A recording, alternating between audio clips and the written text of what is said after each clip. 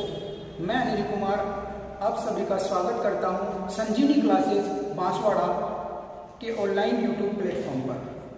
तो हम लोग आज का एक टॉपिक डिस्कस करेंगे जिसका नाम है कोशिका।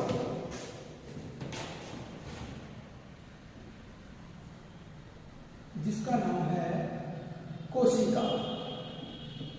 इसको इंग्लिश में सेल कहा जाता है। ये जो कोशिका है दोस्तों, इसके बारे में जानते हैं जरा। ये कोशिका क्या होती है और ये जो कोशिका की खोज किसने की, कितने प्रकार की होती है, किस नाम से, ये कोशिका से मिलकर के क्या बनता है, इसके बारे में हम आज जानते हैं।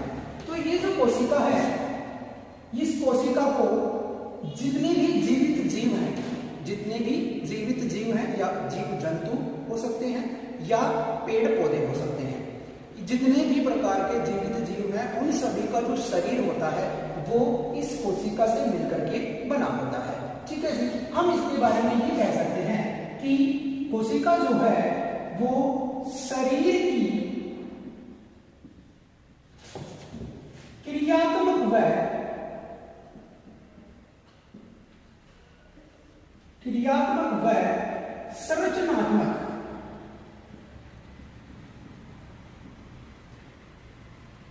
संरचनात्मक इकाई होती है। क्या होती है जी? ये शरीर की क्रियात्मक और संरचनात्मक इकाई होती है। क्यों इसको क्रियात्मक क्यों कहते हैं? शरीर के अंदर जितनी भी कार्य होते हैं वो सब इस कोशिका के अंदर संपन्न होते हैं। ऐसे ही ये क्या करती है, शरीर का क्या करती है, निर्माण करती है, मतलब कि शरीर की संरचना को बनाती है। कौन बनाती है जी? कोशिका बनाती है। ठीक है। तो अब इसको इंग्लिश में द फंडामेंटल यूनिट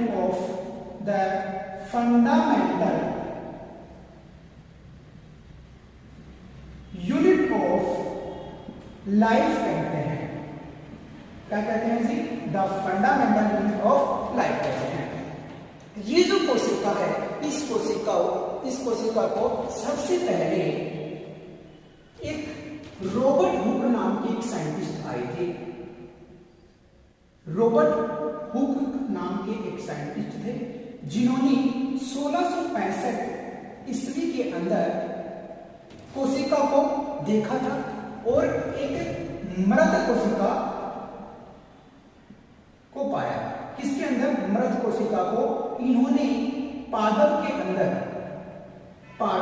अंदर जो कोर्क नाम की जो पाद होता है, पादप का भाग जो होता है उसको कोर्क किसको कहते हैं? पादप की जो छाल होती है, इस छाल के अंदर किस कोशिका को देखा इन्होंने? मृत कोशिका को सबसे पहले पाया। इनके बाद में एक साइंटिस्ट और आए जिनका नाम था एंटन वॉन ल्यूवेनहोक नाम के एक वैज्ञानिक आए। एंटन वॉन ल्यूवेनहोक नाम के एक साइंटिस्ट आए।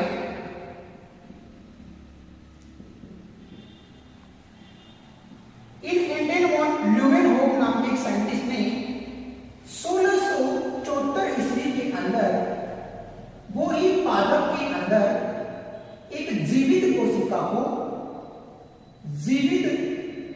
जो कोशिका है, एक जीवित जो कोशिका है उसको इन्होंने देखा।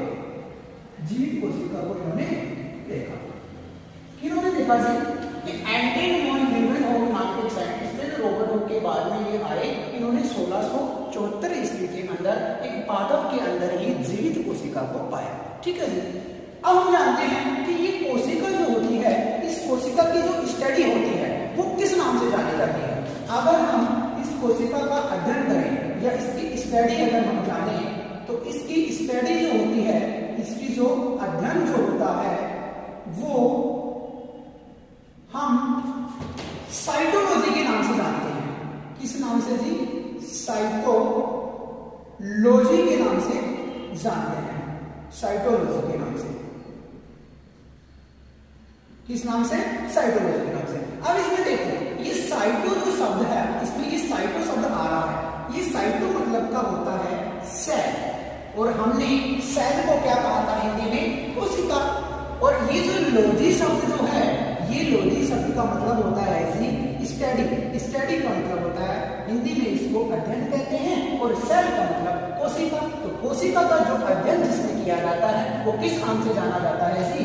वो जाना जाता है साइटोलॉजी के नाम से जाना जाता है। ठीक है जी, चलो ठीक है। अब हम इसके बारे में पढ़ते हैं, इसके जो भाग होते हैं, कोशिका के जो पार्ट होते हैं, कोशिका किससे मिलकर कितने भागों में से मिलकर के बनी होती है। इस कोशिका की अगर संरचना के बारे में जाने, हम इस कोशिका की संरचना के बारे में जाने तो मुख्यतः इसके होते हैं 3 पार्ट। 3 पार्टों से मिलकर के ये बनती है। कैसे? सबसे पहले इसके अंदर आता है, सबसे बाहरी आवरण होता है। एक सामान्य कोशिका की बात करूं मैं, जंतु कोशिका की अगर बात करूं तो सबसे बाहर की तरफ एक कोशिका झिल्ली नाम, कोशिका जो होती है, कोशिका झिल्ली नाम की एक परत पाई जाती है। क्या पाई जाती है जी? इसको इंग्लिश में कह देते हैं सेल मेम्ब्रेन।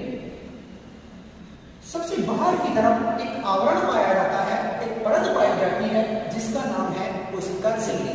ठीक है जी। इसके बीच में एक सेंटर में, एक केंद्र के अंदर एक संरचना पाई जाती है।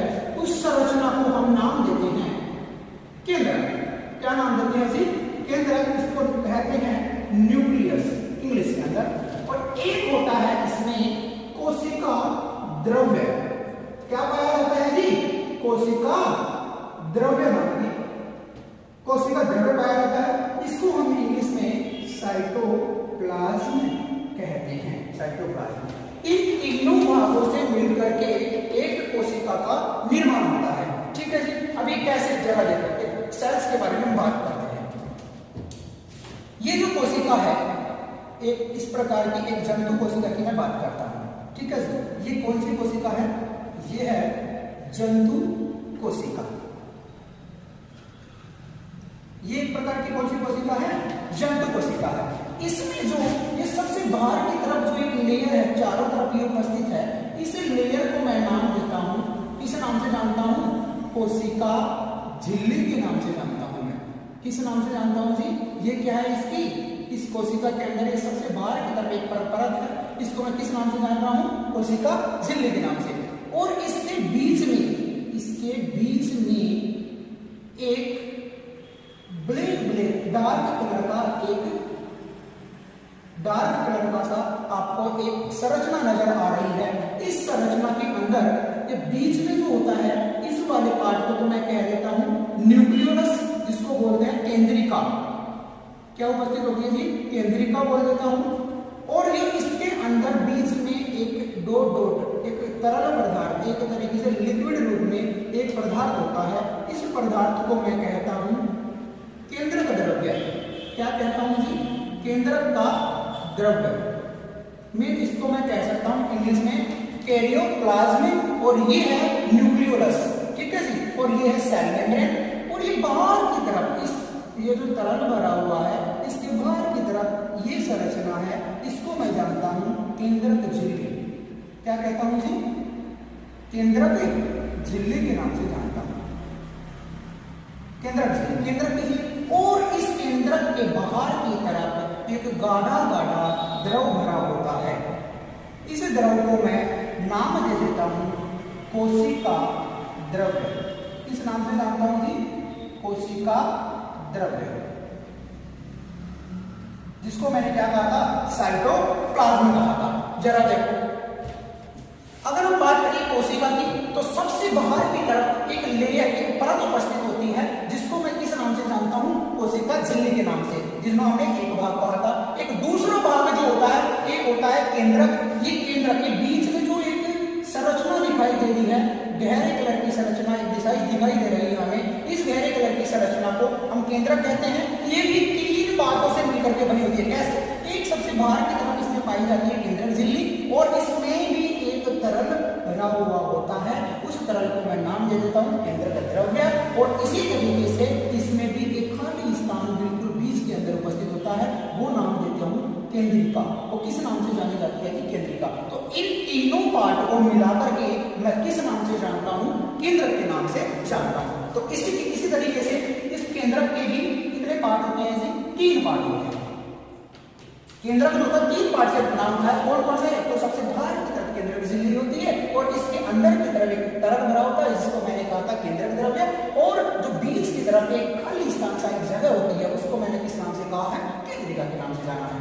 तो ये सबसे बाहर की तरफ जो है इसको मैं जानता हूं केंद्रक झिल्ली के नाम से, जिसको मैं बोल देता हूं न्यूक्लियर मेम्ब्रेन। इंग्लिश में इसको कह देते हैं न्यूक्लियर मेम्ब्रेन। और एक जो पार्ट होता है इसका, उसको मैं जानता हूं केंद्रक द्रव्य के नाम से, उसको हम जानते हैं केंद्रक द्रव्य। और ये इसको इंग्लिश में बोल देते हैं कैरियोप्लाज्म। क्या बोल देते हैं जी, कैरियोप्लाज्म। जरा देखो इसमें एक संरचना और उपस्थित थी बीच में खाली स्थान सी लंबी सी, वो एक संरचना, तीसरी जो नाम है उसका नाम है केंद्रिका। सबसे अंदर की तरफ, बाहर से अगर देखें तो ये सबसे अंदर की तरफ पाई जाएगी, जिसको बोलते हैं न्यूक्लियोलस नाम की संरचना पाई जाती है। जरा देखो इसमें क्या होता है। सबसे अंदर की तरफ न्यूक्लियोलस नाम की संरचना जिसको बोला हमने केंद्रिका। इस केंद्रिका के अंदर किसका निर्माण होता है जी, इसके अंदर आरएनए और एक राइबोसोम जो संरचना होती है, इन दोनों का क्या होता है, निर्माण होता है। क्या होता है ये, निर्माण, ये बनते हैं इसके अंदर। क्या बनते हैं, आरएनए और एक बनता है राइबोसोम। ये दोनों के दोनों इसके अंदर निर्माण होता है। और ये केंद्रक द्रव्य होता है, एक होता है केंद्रक झिल्ली। ये सबसे बाहर की तरफ केंद्रक की जो सबसे बाहरी परत होती है, इसको मैं बोल देता हूं केंद्रक की बाहरी जो परत है, इसमें क्या होते हैं, छिद्र उपस्थित होते हैं। क्या होते हैं, छिद्र। इसके अंदर कौन सी परत के अंदर होता है, केंद्रक झिल्ली के अंदर। ये इसमें छोटे छोटे चारों तरफ छिद्र उपस्थित होते हैं। जरा देखो इन तीनों से मैंने कहा कि कोशिका किसका निर्माण होता है, किससे होता है, इस कोशिका का निर्माण होता है, वो होता है कोशिका झिल्ली, केंद्रक और कोशिका द्रव्य। इन तीनों से मिलकर के किसका निर्माण हो जाता है, कोशिका का निर्माण होता है। अब ये जो कोशिका झिल्ली होती है, सबसे बाहर की तरफ जो लेयर पाई जाती है कोशिका की, ये कोशिका झिल्ली, ये कोशिका झिल्ली क्या होती है, ये सबसे बाहरी आवरण होता है। और ये किससे मिलकर के बनी होती है, ये मिलकर बनी होती है 50% तो प्रोटीन इसमें उपस्थित होती है, साथ में इसमें 50% लिपिड की मात्रा होती है। इन दोनों से मिलकर के इसका निर्माण होता है। और इस कोशिका झिल्ली को हम लोग चयनात्मक सेमी परमेबियल मेम्ब्रेन कहते हैं। चयनात्मक झिल्ली के नाम से जाना जाता है। तो चयनात्मक झिल्ली क्यों कहते हैं इसको, क्योंकि ये कोशिका के अंदर कोई पदार्थ जो आते हैं उनको सेलेक्ट कर करके, उनको चुन चुन के अंदर आने देती है। इसलिए चयन का मतलब चयन कर करके, चुन चुन करके, इसीलिए ये उसको आने देती है। इसलिए इसको कहा जाता है चयनात्मक झिल्ली। चयनात्मक, इसको पारगम्य झिल्ली बोल देते हैं। चयनात्मक झिल्ली या फिर इसको बोल सकते हैं हम लोग चयनात्मक पारगम्य झिल्ली। कौन सी कहते हैं जी, चयनात्मक पारगम्य झिल्ली कहा जाता है। और ये सबसे बाहरी आवरण होता है जिसका कोशिका।